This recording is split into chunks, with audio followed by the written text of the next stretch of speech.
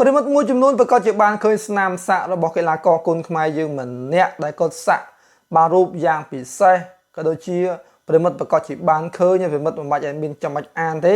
ប្រិមិត្តទស្សនាប្រកាសជាចាំច្បាស់ស្គាល់ពីសាក់របស់គាត់ដែលកំពុងទទួលការចាប់អារម្មណ៍ខ្លាំងមែនទែនហើយសាក់នេះប្រិមិត្តខ្លះនិយាយថាគាត់ចូលគុនខ្មែរគឺសាក់ដើម្បីចង់ល្បីចុះអញ្ចឹងគឺគាត់បានចេញមុខបកស្រាយតែម្ដងប្រិមិត្តទាំងអស់គ្នាហើយគាត់បញ្ជាក់ចំពីការស្នាមសាក់របស់គាត់នេះថាតើសាក់ឥឡូវដើម្បីចង់ល្បីឬក៏សាក់យូរហើយអញ្ចឹងក៏បានបញ្ជាក់ចំខ្ញុំមិននិយាយវែងឆ្ងាយយូរទេបាទគឺគាត់បញ្ជាក់ចំប្រិមិត្តណាសាក់នេះគឺជាសាក់មួយដែលគាត់ស្រឡាញ់ហើយប្រិមិត្តយើងឃើញសាក់នោះក៏ស្រឡាញ់សាទរច្រើនមែនតើឃើញសាក់ប្លែកដែលគាត់បាទគឺគាត់ដាក់នៅលើខ្នងផងដាក់នៅខាងមុខផងពិតជាមិនធម្មតាទេបាទទឹកចិត្តគាត់គឺគេថាការស្រឡាញ់ការគោរពទៅលើឋានៈដឹកនាំអញ្ចឹងប្រិមិត្តអញ្ចឹងអាចថាប្រិមិត្តខ្លះគាត់គិតថាសាក់អញ្ចឹងផ្លេចចង់ល្បីលឿនអញ្ចឹងណាណៃប្រិមិត្តណាអញ្ចឹងបើតាមមើលគាត់និយាយមកបាទទូទ្រុសប្រិមិត្តណាអញ្ចឹងការសាក់នេះគឺគាត់សាក់មិនមែនឥឡូវទេប្រិមិត្តបាទសាក់នេះជាបាទតាំងពីបាទយូរណាស់ហើយប្រិមិត្តបាទយូរហើយតាំងពី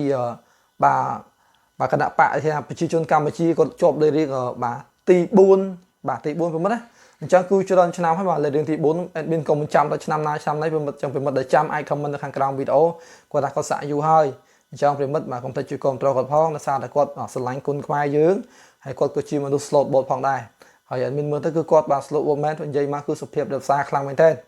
ហើយប្រិមិត្តយើងឃើញស្នាមសាក់ក៏សាទរច្រើនមែនទែនបាទមានការភ្ញាក់ផ្អើលចាប់អារម្មណ៍ពីស្នាមសាក់គាត់ផងដែរ admin ឃើញក៏ចាប់អារម្មណ៍ប្រិមិត្តបាទអាចថាគាត់ប្រកែបាទគាត់សាក់យូរតែគាត់ទុបដោះឲ្យយើងឃើញគឺ